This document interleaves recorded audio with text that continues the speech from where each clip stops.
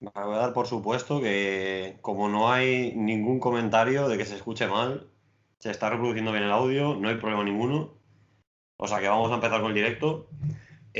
Tony, si no te importa, preséntate, cuéntanos un poco sobre ti, para que se pongan un poco en contexto mis seguidores. Ok, pues bueno, yo soy Tony Andrade, soy preparador físico, o sea, acabo de terminar justo la carrera de Ciencias del Deporte en la Universidad de Granada y bueno, describirme, la verdad es que es tarea difícil, pero me diría que curioso, punto. O sea, ha tocado la ciencia del deporte, pues ha tocado la ciencia del deporte, pero si mañana me enseñas un tema interesante, voy a estar curioseando también en ese tema. Entonces, es eso. Lo único que me ha movido a seguir es la curiosidad. Y eso me llevó a abrir hace creo que 4 años ya, 4 años, sí, el blog de rendimiento eficiente, que es el nombre que lleva esta cuenta. Y empecé a escribir ahí artículos, la gente lo empezó a leer, le gustó la forma de escribir, las cosas que decía y eso, y fue remontando un poquillo y hasta hoy, que ya, pues ya subió un poquito más los seguidores y las visitas. O sea, la verdad que a mí el contenido que sube me parece la hostia. Aunque no te siguiese, siempre te cotilleaba la cuenta y me parecía la hostia todo lo que subía. Es decir, me parece un punto de vista que va un poco más allá de lo que se suele hablar normalmente en cuanto a trabajo de fuerza, trabajo de movilidad, el movimiento en sí. Entonces, por eso te quería traer al directo, para que hables un poco a mis seguidores desde el punto de vista que realmente es el, digamos, el más científico. Y respecto a la movilidad, no solo estiro el músculo y el músculo se elonga, sino ir un poco más allá en cuanto a esos conceptos, que no nos quedemos en lo más prehistórico.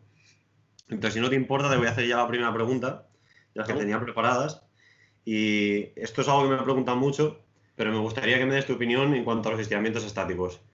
¿Cuál es el mecanismo por el que funcionan? ¿Cuándo los utilizarías? ¿Cuándo no? ¿Con qué objetivo lo utilizarías? ¿En qué tipo de deportista lo utilizarías? ¿Con qué tipo de personas? Vale, pues primero hay que contextualizar y saber que estiramiento estático, o sea, tenemos que ponernos en la situación de que nosotros somos profesionales de fisioterapia en tu caso, o preparación física o redactación en mi caso, que tenemos una serie de herramientas. Pues los estiramientos estáticos están entre esas herramientas. No, normalmente se asocia el estiramiento estático a la movilidad o a la flexibilidad. Y hay muchísimas otras herramientas y muchísimas otras técnicas que podemos usar para ganar rango de movimiento, que en realidad lo principal que se busca con los estiramientos estáticos.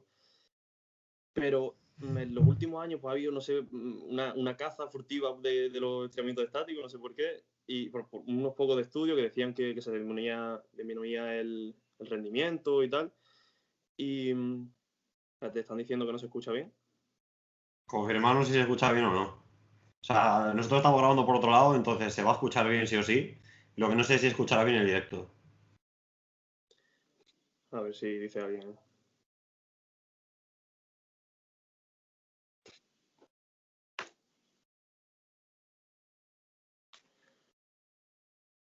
A Fran no se le escucha bien. Ah, perfecto. Se escucha regular a Fran. Buah, es que lo mítico siempre me pasa. Espérate. Voy a probar. Vale.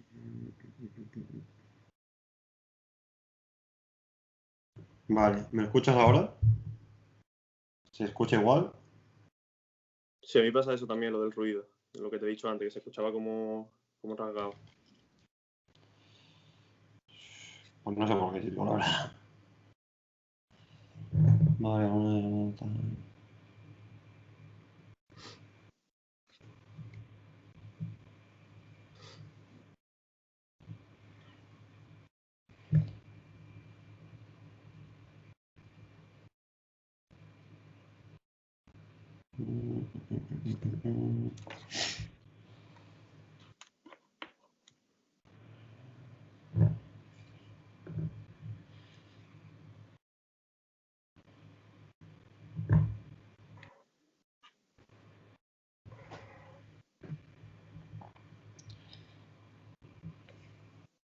Vale, ¿sigue escuchando igual?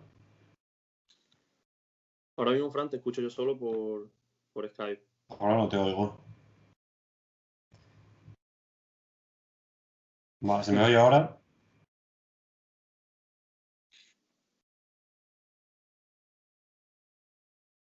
¿Se oye? ¿Se oye igual de mal? Yo te escucho un poco mejor ahora. Pues por si acaso no voy a tocar nada más porque la vamos a liar parda. Bueno, pues vamos a Bueno, seguir. continúa con Vale. lo que estás Pues comentando. lo dicho, contextualizando de que es una herramienta más en la ganancia de movilidad o en el objetivo que persigamos. Los estiramientos estáticos, o sea, no, como ninguna otra herramienta, se debe demonizar por 3, 4 estudios que hayan salido, 5, 10 o que ahora hay más evidencia. También hay que aplicar mucho el sentido común, que lo digo mucho en mi cuenta, a las investigaciones que leemos y a los estamentos que decimos. Porque sí que es verdad que bueno, hay investigaciones de que estiramiento estático disminuye el rendimiento o disminuye la rigidez y tal, pero si nos vamos a los métodos de cómo se realizan esas investigaciones, pues vemos que a lo mejor el estiramiento se mantiene 5 minutos. ¿Quién coño de aquí se pone 5 minutos a estirar un mismo músculo, un mismo grupo muscular? Bueno, Esto, 5 minutos aquí. los hay. Yo sé que sí. Entonces, sí que es verdad que, bueno, pues tenemos que tener en cuenta todo eso, que hay que ponernos en diferentes situaciones. Estiramiento estático 5 segundos, estiramiento estático 5 minutos, ¿vale? ¿Qué es lo que produzco con ambos efectos, o sea, con ambas situaciones? Y ya eso, pues, extrapolarlo a lo que tú en la realidad práctica vas a tener. Tú no vas a estirar 5 minutos en una sesión en tu caso o en mía, una sesión de preparación física, porque es que no me voy a tirar 5 minutos por cada grupo muscular, es absurdo. Entonces, partiendo de eso, pues ni tanto ni tampoco. Sí que es verdad pues bueno, vete a preguntarle a la gimnasta artística o de rítmica o de lo que sea, si hacen estiramiento estático o no, probablemente los hagan y probablemente ganen movilidad. ¿Qué movilidad están ganando? Pues probablemente pasiva, porque no hay ningún componente activo, ningún control de ese rango de movimiento que se está trabajando. Pero eso es de cajón, eso es lo mismo, sentido común. O sea, si yo entreno así, voy a ser mejor así, no Sí. así.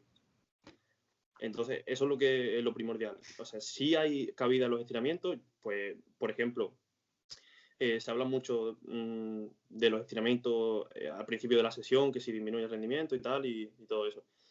Yo sí lo uso, siéndote sincero, porque eso con el foam roller, al principio de las sesiones, tú no sabes de dónde viene tu cliente, de dónde viene tu atleta.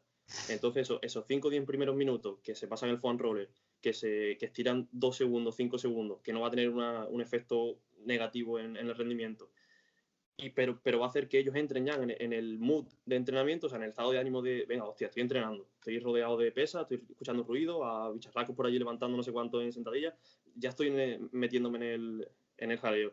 Mientras a lo mejor hace 10 minutos estaba peleándome con mi pareja, o estaba que mi madre me había dicho no sé qué, o que mi jefe me había hecho no sé qué. Entonces ahí sí que puede tener cabida. No estamos hablando de efectos fisiológicos como tal, de las moleculares o tal, pero sí estamos hablando de efectos psicológicos o psicosociales, como está ahora muy de moda la palabra. Entonces, sí que puede tener cabida. Y lo mismo, si tienes un porqué argumentado, puedes meter casi lo que esté explicado bien por tu parte. Entonces, si tú explicas bien el por qué estás metiendo esos estiramientos, adelante, si me lo explicas, yo no tengo nada que decirte, o debatimos y sale que oye, pues puede ser interesante usar eso, ¿por qué no?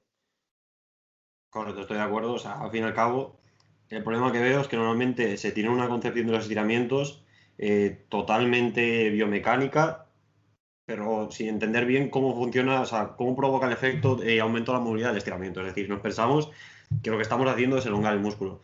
No ocurre así, es decir, lo que aumenta es la tolerancia de ese músculo de estiramiento. Entonces, entramos en un bucle de me noto cortado, tengo que estirar, forzar, deformar esa estructura hasta que ceda, que no tiene lógica ninguna. Por eso o sea, la gente acaba estirando más de 5 minutos. El problema es que no van a obtener beneficios. O sea, y lo que normalmente busca esa gente es o notar más relajación, que sí, normalmente lo consiguen, porque al fin y al cabo vamos a tener un beneficio a corto plazo en cuanto a la mejora de la tolerancia de ese músculo de estímulo mecánico. Pero lo que también buscan es que ese músculo sea más largo. Y no va a ocurrir, es decir, no estás elongando el tejido, porque para eso necesitas igual un excéntrico que genere un aumento de la longitud de los fascículos. Pero el problema es que tampoco vas a ganar esa movilidad activa, es decir, el cuerpo no integra lo que no trabaja. Entonces, si tú a tu sistema nervioso no das el feedback de, oye, o sea, estos nuevos grados de movilidad que he conseguido los puedo trabajar de forma segura, puedo llegar hasta ellos, puedes explorarlos, ver que el movimiento ahí es seguro, que no hay problema ninguno, no lo vas a integrar. Entonces, ¿quieres ganar movilidad pasiva? Sí, es una herramienta. ¿Quieres elongar tu músculo? No es la herramienta en sí, es decir, tienes una mala concepción de lo que es un estiramiento. pero puede ser útil. O sea, tendemos a demonizarlos, obviamente, si te pones a estirar mucho tiempo, te cargas el rendimiento, si luego vas a tener que generar una actividad pliométrica, por ejemplo, pero es que al fin y al cabo es un mal uso de una herramienta que tiene cierto uso. O sea, estamos demonizando las cosas por no saber utilizarlas y no saber cómo funcionan. Totalmente, exactamente.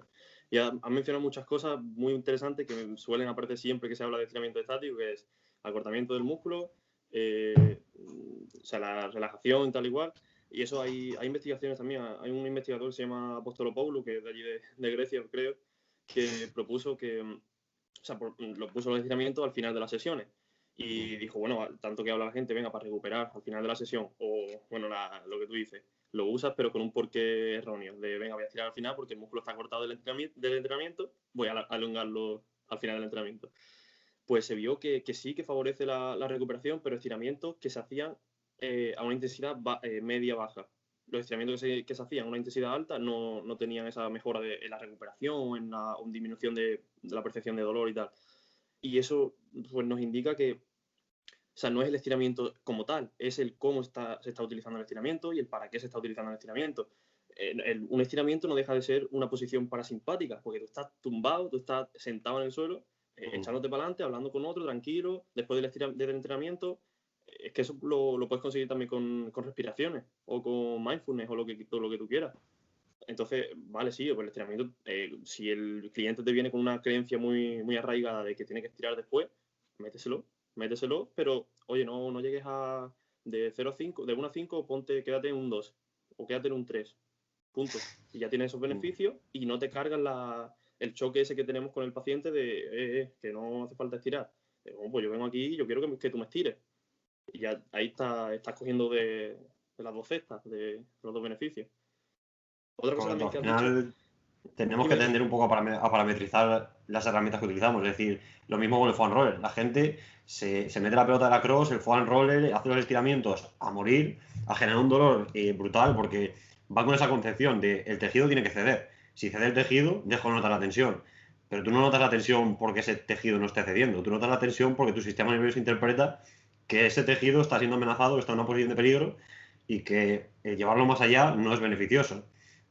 Y tú estás haciendo todo lo contrario, es decir, estás perpetuando esa respuesta.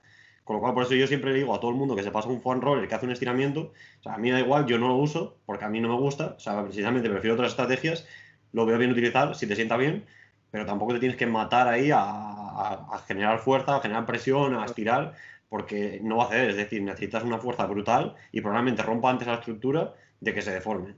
Entonces no tiene sentido. Exactamente.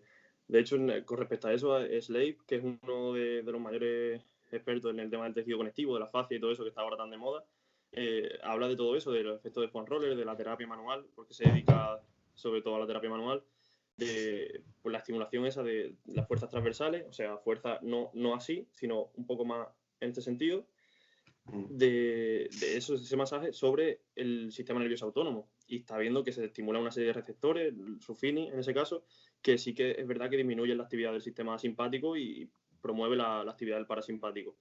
Pues por ahí sí que nos podemos decir, hostia, mira, pues te lo noto un poquito más blandito, que como se suele decir, lo noto más suave.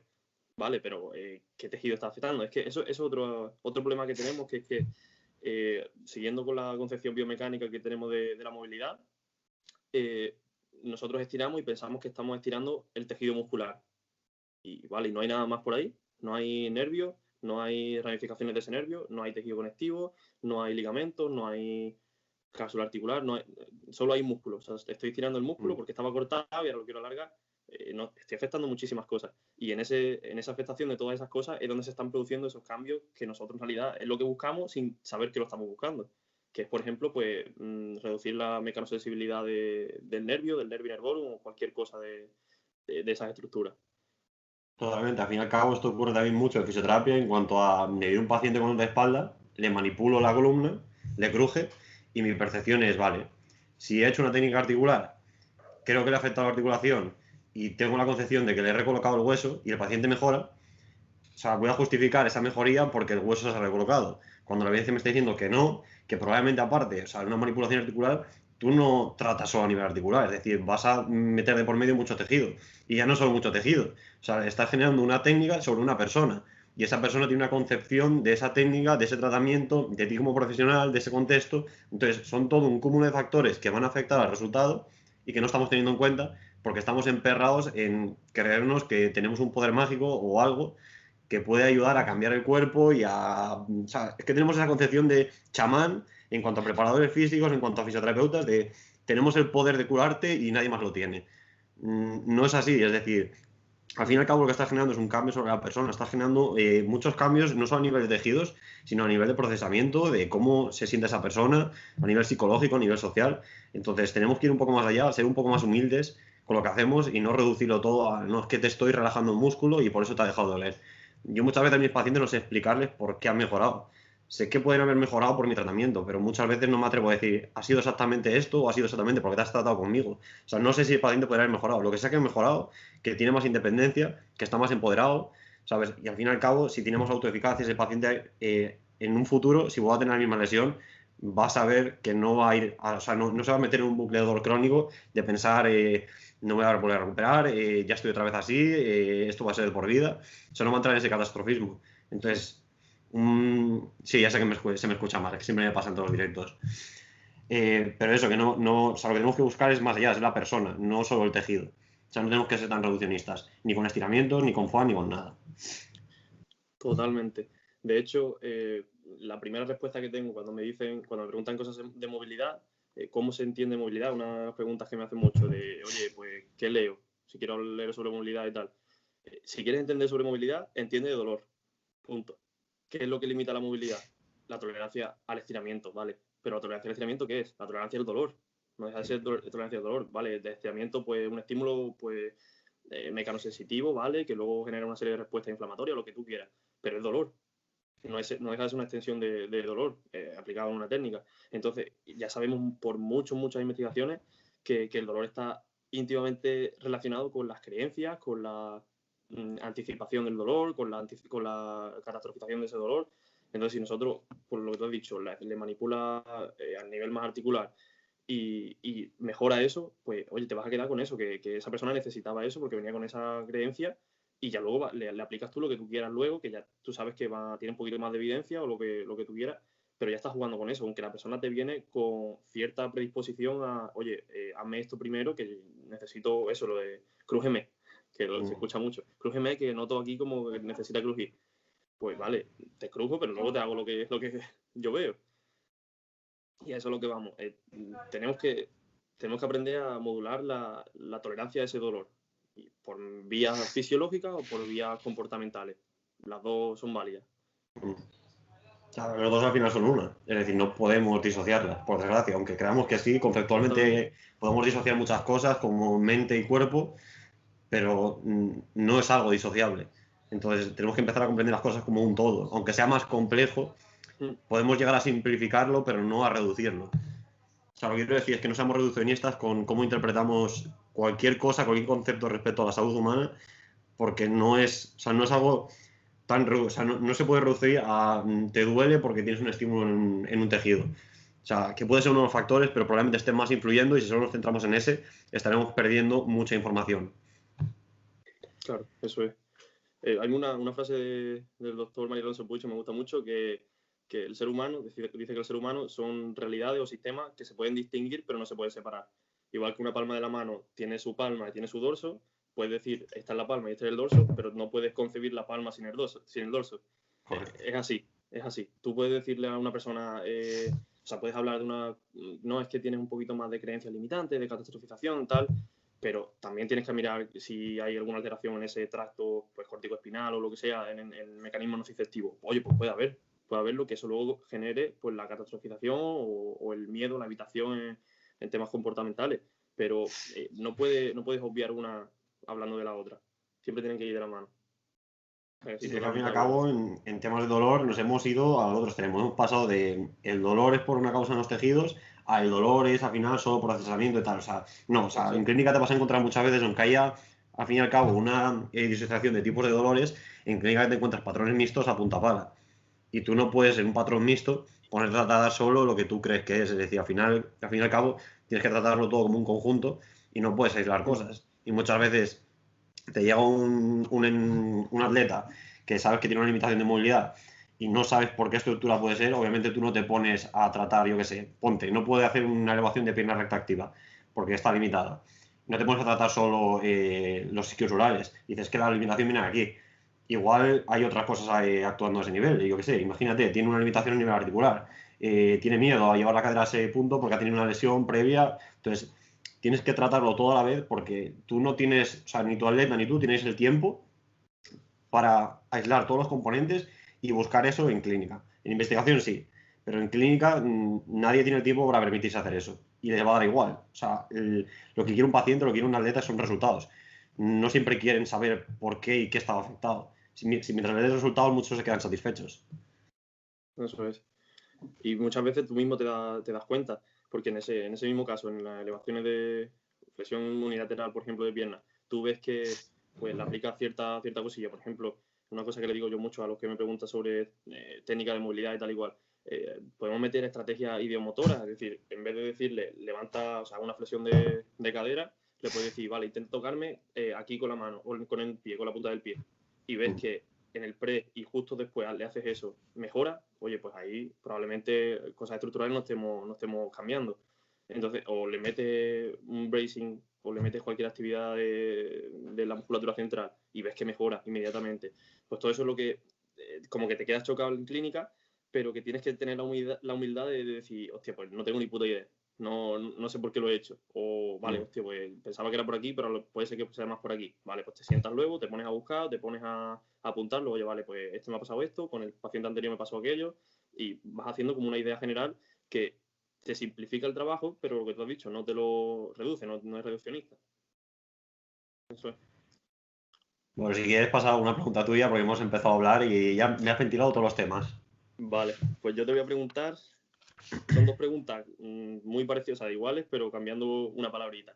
Te quiero preguntar por un concepto, una idea, una estrategia o lo que sea que más te haya cambiado tu forma de trabajar. Mi forma de trabajar. Sobre todo lo que es el trato con el paciente. Es decir, yo pensaba, o sea, cuando yo empecé fisioterapia, empiezas con lo típico, pensando que todo es manual, que el típico concepción de chamán, y yo voy a curar a la gente con mis manos, les voy a hacer volver a caminar, porque es la concepción que se tiene culturalmente de ello. Luego, según vas evolucionando dentro de la carrera, vas leyendo por tu cuenta, te encuentras con gente que te cambia la forma de pensar, y empiezas a interpretarlo ya todo un poco más como un proceso de razonamiento clínico, de evaluación, la entrevista, el ir generando hipótesis, luego esas hipótesis testearlas con test y con tratamiento, ver cómo evoluciona, volver a hacer razonamiento, ir modificando todo ese proceso de razonamiento a lo largo del tratamiento para obtener mejores resultados e intentar, digamos, llegar a la verdad, aunque nunca vas a llegar a ella. Y al fin y al cabo, ¿sabes? Yo siempre he sido muy lógico. O sea, me han gustado las cosas muy objetivas, muy parametrizables, y luego llegas a clínica y te das cuenta que eso no es posible. Es decir, tú puedes intentar objetivar todo lo máximo que puedas, puedes intentar ser lo más estructurado que puedas, lo más preciso que puedas con todo lo que haces, pero luego tienes el problema de que no estás tratando con sistemas predecibles, estás tratando con personas. Y las personas te salen por cualquier lado, las personas son muy variables, entonces llegas a darte cuenta de que, coño, ¿sabes? No estás tratando, o sea, no es matemática, no es física, no es una ciencia exacta. Y estás tratando con personas, que son cosas muy variables. Entonces, en el momento en el que te das cuenta de que pesa más el mero hecho de entender a la persona, de que sepas relacionarte con ella, entenderte, que se sienta realmente no querida, pero sí en buenas manos, que sepa que te estás preocupando por ella, que le expliques el proceso, que confíe en ti, te das cuenta de que, coño, o sea, todo lo que has estudiado antes vale para algo, para tener una buena base, pero es que lo que te va a dar el plus en tu tratamiento, en tu forma de ser un profesional, es ese toque humano. Ese toque humano que a mí se me da como el culo, porque yo siempre he sido una persona más introvertida, pero que he ido desarrollando con el paso del tiempo y te das cuenta de, joder, ¿sabes? Yo puedo tirarme horas leyendo, puedo tirarme horas metido en PubMed, intentando llegar a ser mejor que nadie, pero al fin y al cabo es información que está al alcance de todos, que es algo que todo el mundo puede obtener y nunca vas a ser mejor que nadie por saber más, porque al fin y al cabo todo el mundo puede llegar a ese punto, pero no todo el mundo puede llegar a ser como tú eres, es decir, no todo el mundo puede llegar a conectar con las personas como tú conectas. Entonces es algo que tú ves a otras personas, a otros profesionales tratar con gente y dices tú, vale, o sea, me parece que sus conceptos de tratamiento, sus teorías en base a la cual aplica las cosas son erróneas. El razonamiento clínico que ha hecho es erróneo. pero obtiene resultados. Y las personas están contentas con ello, sus pacientes están contentos con ello. Entonces dices, o sea, el problema no es de él, porque razoné mal, el problema es mío, que quizá no soy tan bueno conectando con la gente como él, y su trabajo consiste en conectar con gente, mi trabajo consiste en conectar con gente. Y entonces es algo que me ha cambiado la forma de pensar respecto a la fisioterapia, es algo que creo que tengo que pulir todavía mucho, pero al fin y al cabo es, o sea, al final lo que te da los resultados, lo que te da ese toque de calidad, esa diferenciación de los demás. Y creo que es algo que estamos dejando totalmente de lado por buscar técnicas nuevas, buscar más evidencia respecto a X cosas, y cuando eso, al fin y al cabo, es lo que durante toda la historia ha permitido que o sea, los que somos sanitarios, los que tratamos con personas, obtengamos más beneficio. Entonces, es algo que me ha cambiado por completo. Y que a día de hoy todavía me sigue cambiando. No puedo estar más de acuerdo con eso. Había una cosa que decía Hipócrates, el primer médico que hubo, o el más reconocido, que decía que nosotros que no se nos quite la cabeza, que nosotros no curamos nada. Nosotros facilitamos que el propio paciente, que el propio organismo se cure a sí mismo. Cada uno va a necesitar unas vías distintas para estimular esa curación, bueno, esa curación, reparación o como queramos llamarlo. Y ahí es donde está. Ese es el problema también que solemos tener con el tema de los chamanes o las terapias alternativas y eso, que suelen conectar bastante más con el paciente. Entonces esa parte la tienen ganada. Y ahí entonces tú ves una persona que va a un fisioterapeuta puramente de evidencia, de parametrizar, como tú has dicho, y luego va a un chamán, llámese chamán entre comillas, y a lo mejor el trato que tiene con el chamán es el que le hace que se decida por el chamán en vez de por el fisioterapeuta. Aunque luego el resultado, pues, o sea igual o sea por superior en el fisioterapeuta. Y todo eso es lo que, bueno, fisioterapeuta, redactador, lo que podemos decir. Pues sí, totalmente de acuerdo.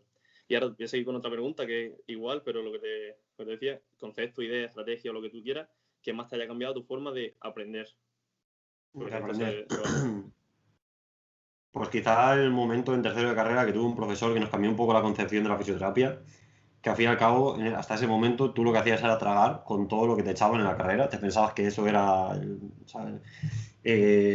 Lo básico, lo que formaba toda la fisioterapia, que no había fisioterapia más allá, es decir, que ibas a salir de la carrera preparado.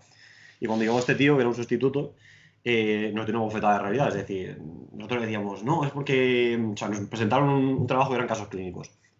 Y la mayoría de profesores presentaron unos casos clínicos que la verdad es que eran casos clínicos de libro, es decir, era A, B, C, o sea, no tenía más complicación. Y el tío este nos puso un caso clínico real. Entonces te dabas cuenta que no tenías ni puta idea de nada, o sea, hasta el momento no habías aprendido nada, no sabías hacer un diagnóstico diferencial, no sabías hacer un razonamiento clínico. Nosotros lo que hacíamos era preguntarle por más información y nos decía, es que no necesitáis más información, es decir, para lo que necesitáis, lo tenéis ahí. Pero tenéis que ir un poco más allá, es decir, buscar información. No sabéis, no la tenéis, tenéis que buscarla. Entonces nos tuvimos que meter en PubMed, darle vueltas, seguir buscando. Claro, nos dimos cuenta de que realmente en ese punto no sabíamos nada. Lo que nos habíamos enseñado era típica fisioterapia de libro, lo que es lo ideal, que no es lo que hay en clínica. Y entonces dije, coño, ¿sabes? No tengo ni idea. O sea, llego a tercero de carrera, no tengo ni puta idea. Tengo que buscar una forma de conseguir más información y ir más allá. Entonces empecé a leer más, empecé a volcarme más por mi profesión y empecé a buscar más en cuanto me aparecía cualquier cosa que no entendía o un paciente en clínica que no llegaba, digamos, a entender qué podía ser lo que tiene o cómo iba a evolucionar. Lo que buscaba era, digo, vale, pues me voy a meter en PubMed, voy a buscar toda la información que pueda, voy a intentar procesarla, voy a ver cuánto de esto es aplicable a la clínica y a partir de ahí voy a intentar ser lo más cauto posible aplicando esto. Entonces me cambió un poco la forma de aprender porque al fin y al cabo yo lo que aprendía era de lo que me estaban enseñando. O sea, creía que no había más allá, que luego lo que era pagar cursos, pero luego te das cuenta que por tu cuenta tienes que aprender mucho y por tu cuenta tienes que procesar mucha información para sacarle partido real. Pues sí, totalmente, de acuerdo. Me pasa mucho también, de hecho a mí me pasa un montón, se lo digo a mis amigos, a mis colegas de profesión, le digo que yo tengo síndrome de Diógenes con libros, con artículos y todo eso, porque me pasa mucho, que empiezo a acumular libros y tal, pero es lo que tú dices, si no le aplicas el razonamiento a lo que estás leyendo, si no le aplicas el sentido común, ¿de qué te sirve acumular conocimiento como hacemos en las carreras? De meternos en la mochila, yo qué sé, fórmulas A, B, C o lo que sea, si no le estás poniendo el razonamiento a lo que estás leyendo en ese momento. O sea que sí, el sentido crítico es fundamental. Voy a probar una cosa para el audio que Sí. puede salir bastante mal. Da un momento.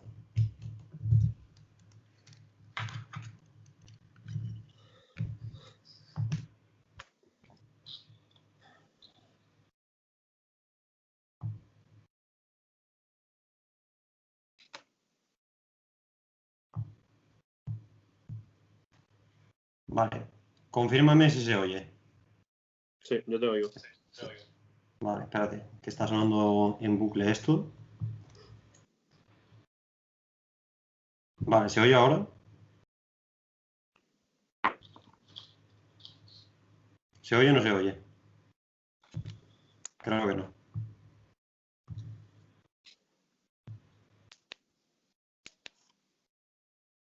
Ahora sí. ¿Se oye?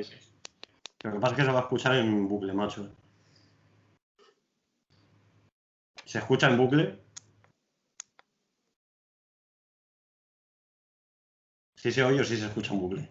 Que eso es algo que me tiene muy rayado, porque luego no os enteráis de nada. Yo te escucho sin bucle, sin nada. Yo te escucho perfecto ahora. Tú, macho, es que esto es una mierda porque no puedo quitar el audio al directo. Entonces, bueno, yo escucho un poco de bucle, pero me da igual. O sea, como mucho me oiréis hablar peor de lo normal, pero poco más. Ahora mucho mejor. Bueno, pues hasta el momento de todas formas ha quedado grabado por si quieres volver a escuchar cualquiera de... Se escucha vibrado, ¿ves? Es que me cago en la hostia.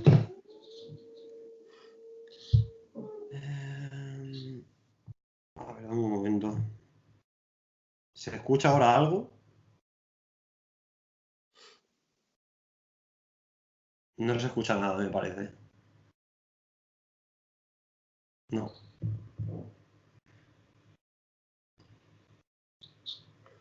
Es que se va a escuchar con vibración seguro, 100%. Pero bueno, que si lo escuchas mejor, no lo será. ¿Me oyes ahora? Yo sí. Vale, es que se va a escuchar... Por desgracia se va a escuchar así. A ver ahora. Igual, te ¿Habla? escucho igual. Bien. Bueno. Se va a escuchar con un poco de... Es que no sé si es mejor así o que se escuche distorsionado. Confirmadme los del directo.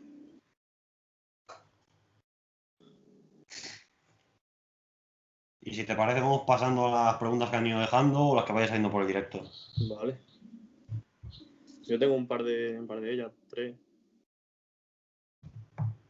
Si quieres empiezo yo con alguna. Vale. Vale, pues una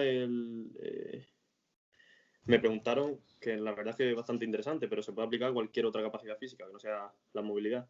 Y es que si se puede mejorar la movilidad con otro trabajo o mediante otro trabajo distinto al propio que llamamos movilidad. Lo primero es que tenemos que definir qué es bien trabajo de movilidad. O sea, que trabajo de movilidad para quién. Porque para uno puede ser estirar, para otro puede ser, lo que te has dicho, estiramiento excéntrico, para otro puede ser cualquier otra cosa. Y lo hice en una historia hace poco. Preguntaba que si alguno me podía decir la diferencia entre... te ha parado, Fran? Sí, ¿Se te ha parado espérate, la que se ha imagen? ido. ¿Ahora sí? Ahora. Vale. ¿Sí? ¿Escuchas? Sí. Bueno. Pues eso, preguntaba de si hay alguien que me dijese la diferencia entre un trabajo de fuerza y un trabajo de control motor o un trabajo de movilidad. Y no me contestaban, se iban por las ramas. Y esa es la gracia de nuestro trabajo, que nosotros lo que estamos haciendo, en teoría le ponemos la etiqueta de trabajo de fuerza, pero en realidad estamos trabajando la movilidad, estamos trabajando el control motor, estamos trabajando mil cosas.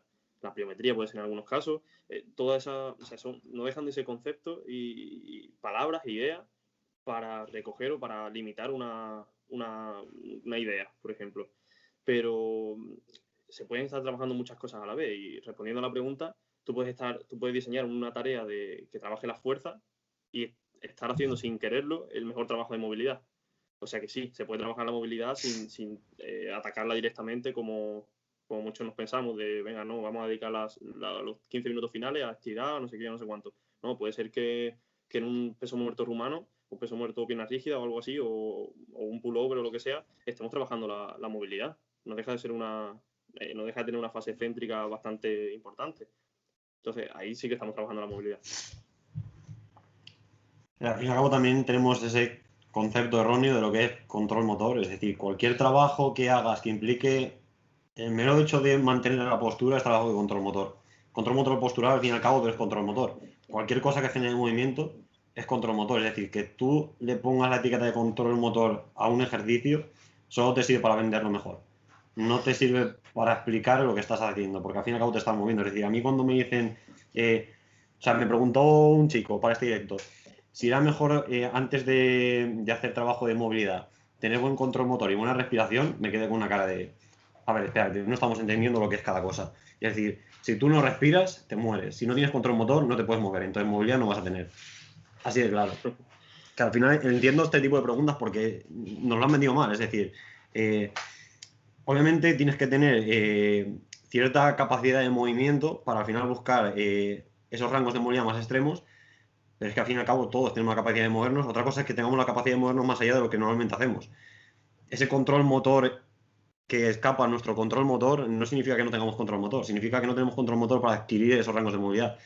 Y la respiración lo mismo, es decir, tú tienes una buena respiración, o sea, al fin y al cabo estás vivo. Otra cosa es que tengas una respiración óptima y eficiente para el tipo de actividad física que vas a buscar.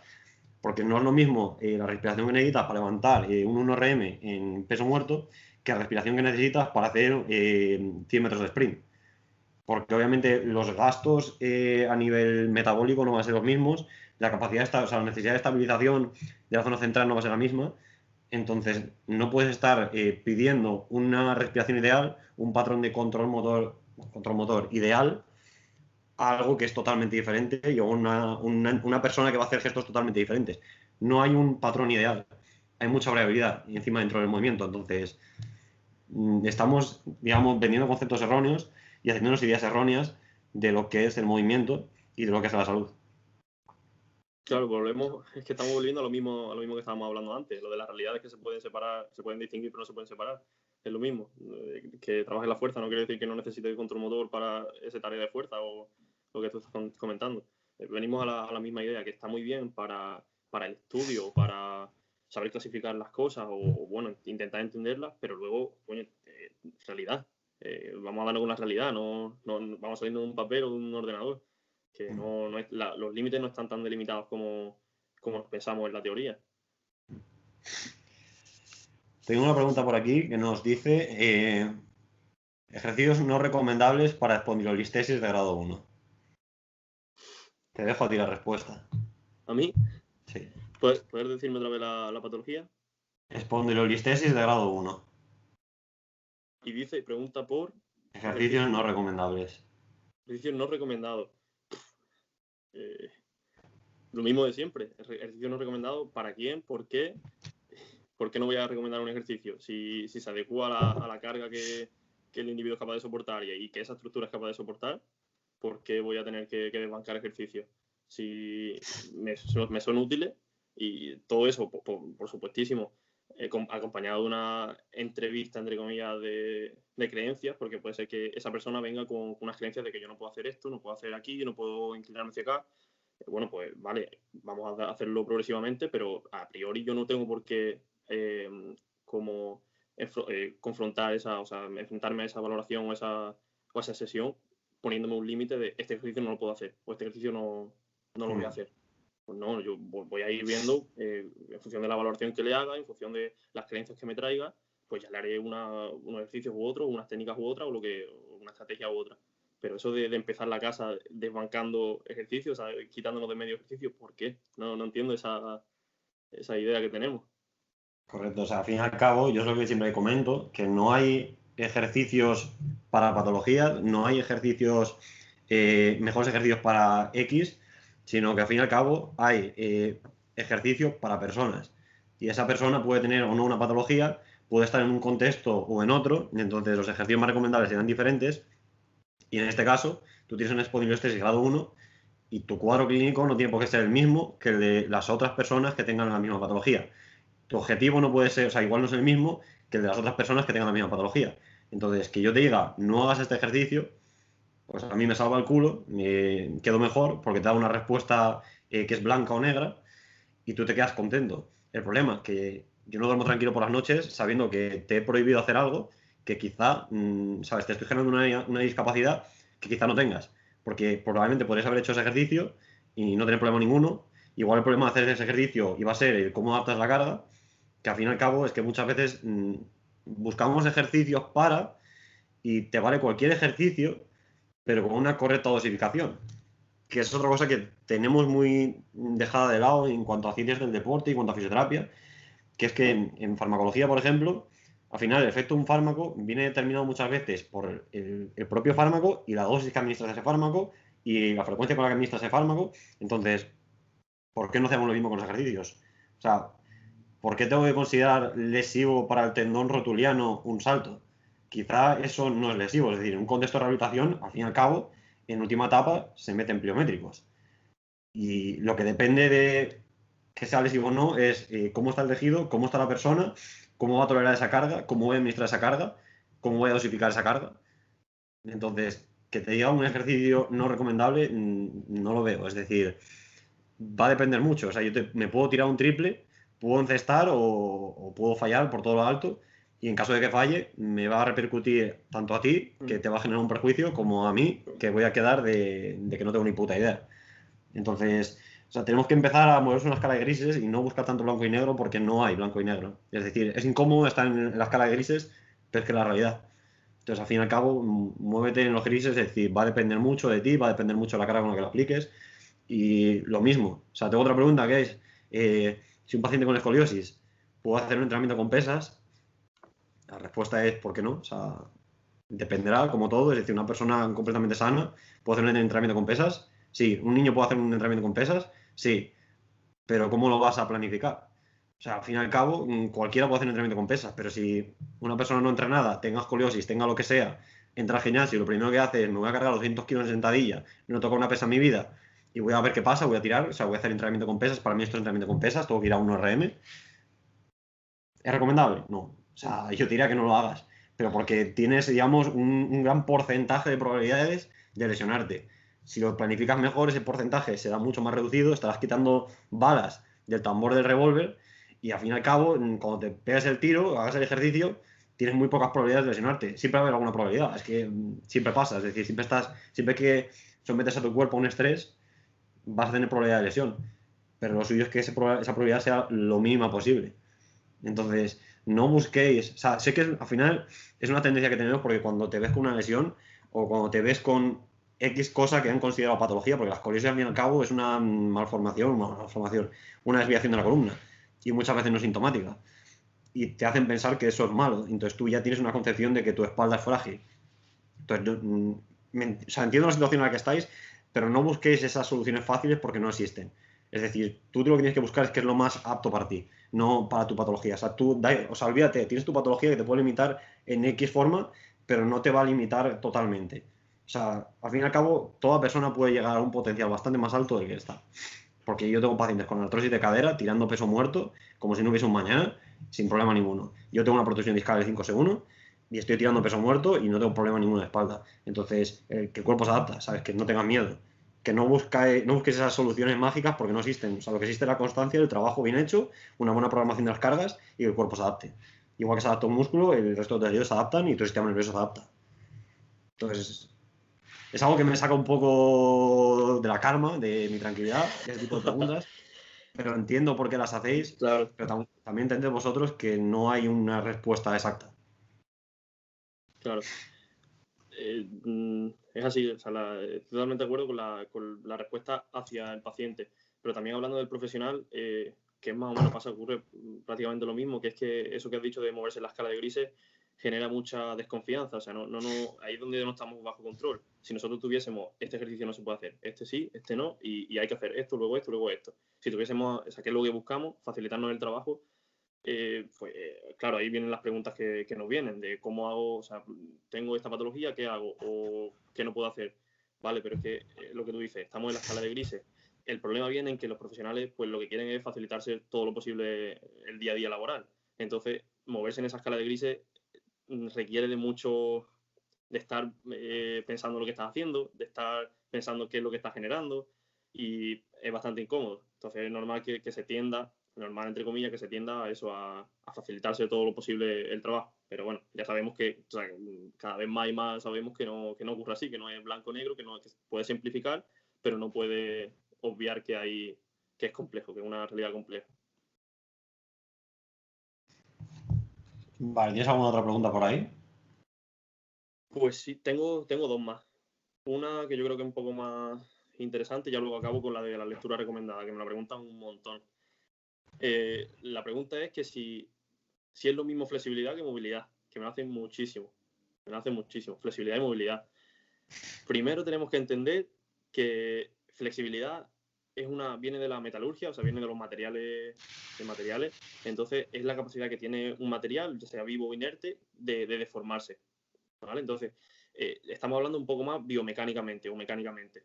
Mientras que la movilidad, pues movilidad viene de movible, que es la capacidad de eso, de moverse por unos rangos por sí mismo o impuestos por algo, una fuerza externa de algo, de una estructura, de un sistema o de lo que sea.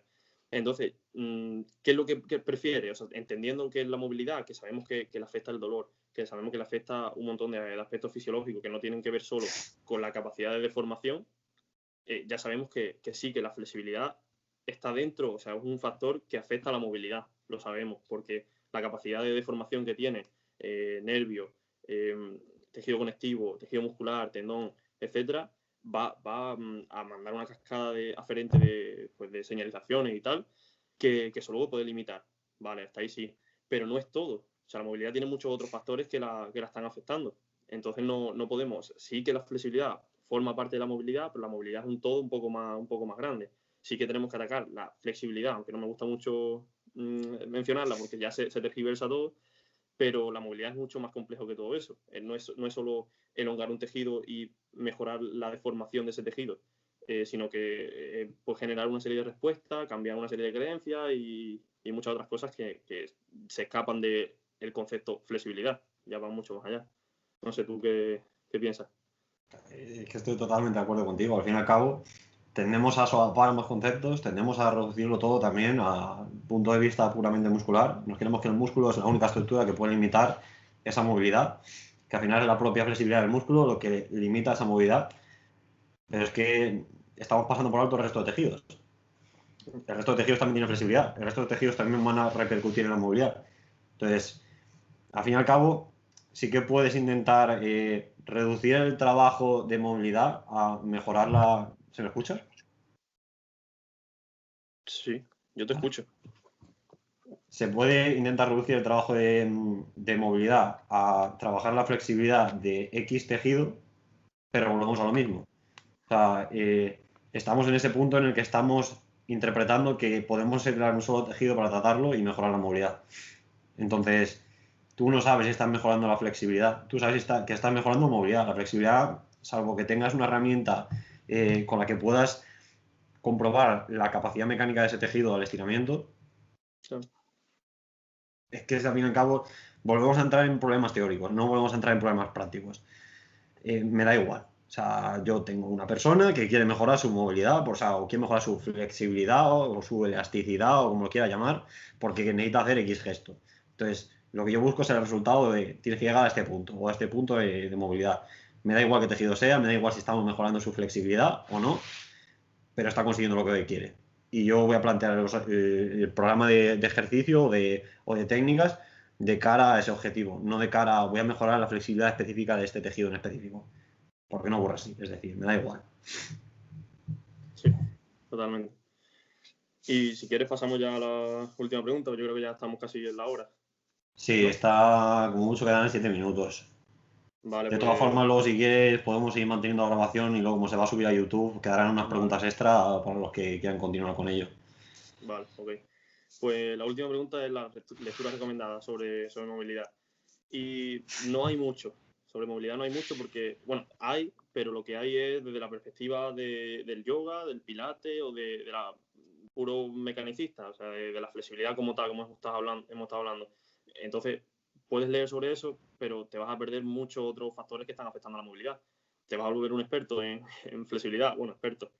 Tampoco se sabía mucho cuando se escribieron esos libros, pero te vas a volver un experto en cosas biomecánicas, pero te vas a perder todo el aspecto sensitivo. Pero sí que hay varios libros que están bien, están bastante bien. Hay uno que se llama Amplitud de Movimiento, de Mario Di Santo, que ese tío cada vez que habla o cada vez que escribe tienes que sentarte, leer y escuchar. Y habla también un poco desde una perspectiva biomecánica, pero mete un montón de cosas relacionadas con la relajación, con la respiración, con cosas que antes pues, eran como esotéricas o eso que te vas a poner a respirar mientras estiras, ¿o para qué? y lo trata bastante, ¿no? Se dedica mucho también a la neurociencia, un poquillo también, y habla de algunas cosillas así, o sea que está bastante bien. Y luego ha salido uno este año, en 2019, de David Bem, que es un investigador buenísimo del tema de flexibilidad y movilidad. Digo flexibilidad porque se dedica mucho al tema de rigidez, por elastografía y todo eso, que se llama La ciencia y la fisiología de la flexibilidad y el estiramiento, en inglés. Está solo en inglés. Pero ya está, no os recomendaría ningún libro más sobre eso, sino que leyerais y que aplicarais el sentido común a qué es lo que estoy tratando. Si estoy hablando de movilidad, vale, que tengo que entender, como hemos dicho antes, pues vale, pues ya Tony, el friki este, me ha dicho que si quiero entender sobre movilidad, tengo que entender sobre dolor. Vale, ¿qué es el dolor? Vamos a empezar por dónde está el dolor, cómo se produce el dolor, qué mecanismos hay para alterarlo, hiperalgesia, alodinia, lo que sea. Entender el dolor, luego entender cómo se elonga el tejido muscular o el tejido conectivo, qué es lo que es, qué estructura hay por ahí. Pues vale, el ensarcómero, la titina, cómo se comporta la titina, o el tejido conectivo peri e intramuscular, cómo reacciona al estiramiento. Entender eso es lo que te va a hacer entender sobre movilidad. Y hay muy pocos libros escritos que te hablen de eso. Ni libros ni artículos científicos, así que puedes ir buscando uno a uno y a partir de ahí pues crear tú como tu ecosistema o tu pues, bagaje de creencia o bagaje de conceptos sobre eso, y ahí sí, pero lo mismo, aplicar el sentido común a lo que estás leyendo y empezar a picotear para unir ideas que a priori pueden no estar relacionadas, pero las relaciones con con argumentación, por supuesto, con lógica, con raciocinio. Y al fin y al cabo es complicado encontrar un libro en específico que trate todo sobre un tema, es decir, que puedas leer solo ese libro y comprenderlo todo, porque no va a ocurrir. Es decir, siempre vas a tener que ir contrastando cualquier cosa que leas, seguir leyendo sobre todo lo que hay respecto al tema y contrastar si eso es real. Es decir, porque si no te lo han colado, te lo han metido literalmente por el culo. Yo algún libro que he leído sobre esa temática, no suelo leer mucho de ese tipo de temática, pero creo que el autor se llama Todd Harcroft, que tiene dos libros, uno lo ha sacado este año, el otro libro, el que he leído, se llama A Guide to Better Movement, que es una guía para mejor movimiento. No me encanta el libro, es decir, no me parece la polla, me parece simple de entender, tiene unos capítulos al principio para explicarte de forma simple cómo se genera el dolor o cómo interpretarlo, o sea, una especie de explain pain acortado. Luego, otra parte de la introducción que te habla de lo que es el control motor, de cómo se genera el movimiento, cómo aprendemos a movernos, que también está muy bien, digamos, para empezar a meterte en esta temática. Y luego el resto del libro, que me parece un poco ya basura, hablando claro, porque lo único, el tío al final salió del método de Stephen del Kreis, entonces el resto del libro simplemente pues ejercicios para ir transicionando de unas posiciones a otras y explorando rangos de movimiento. Lo mítico que se mete en el libro para rellenar y darle soluciones a la gente y que se quede contenta. Y ha sacado este año otro libro que se llama Playing with Movement, que ya entra un poco más en detalle con toda esta temática de movimiento, de dolor y demás, que te lo explica de forma un poco ya más entrada en detalle. No me lo he leído, pero tiene buena pinta por el índice y no son libros tampoco muy caros, creo que deben de costar como mucho 15 euros así en Amazon. Entonces, lo mismo, o sea, es decir, no es muy complicado de entender, está en inglés, la única putada para los que no controlen tanto el idioma, pero por lo demás me parece algo bastante simple, bastante asequible para entender un poco cómo empieza a funcionar el movimiento y el dolor. Ok. Pues listo, yo más preguntas. Sí, porque no van a tengo. dar ya en punto, va a cortarse el directo de golpe, entonces, bueno, si quieres cortamos ya, porque yo creo que toda la temática que puede ser resulta más interesante ya la hemos tocado, el resto ya son preguntas un poco más para meterse en temas ya de me pasa esto o tal, y poco más. Tengo alguna por aquí que me pidió una recomendación sobre un libro de ejercicio físico y cáncer, creo que no hay mucho al respecto. Tienes la guía de la CSM de prescripción de ejercicio, que al fin y al cabo ahí vas a tener un compendio de más o menos las pautas generales para cada tipo de patología. Entonces echa un ojo porque es un libro bastante interesante y te va a dar más pinceladas de todo. Y creo que ya, si quieres cortamos, nos despedimos. Vale, perfecto. Un placer, Tony, tenerte por aquí. Muchas gracias por invitarme. De todas Y formas, nada. y ya veremos si hacemos algún otro directo, si le gusta a la gente. Ya te digo que hoy no se ha metido mucha gente, pero bueno, me resulta, o sea, me da igual, porque luego al final esto va a quedar subido, que lo consulte quien Claro. quiera, que al fin y al cabo quien le interese esta temática de dolor y movimiento, que consulte este vídeo y espero que le haya resultado útil, porque la verdad es que me encanta tener un crack como tú aquí en mesa redonda. Lo mismo digo. Me encanta charlar con gente que tiene pues las ideas claras sobre de lo que trabaja y de lo que piensa. y que se preocupa por tenerla, que no hay mucho por ahí. Bueno, nos despedimos y ya nos veremos en otro directo, chavales. Chao.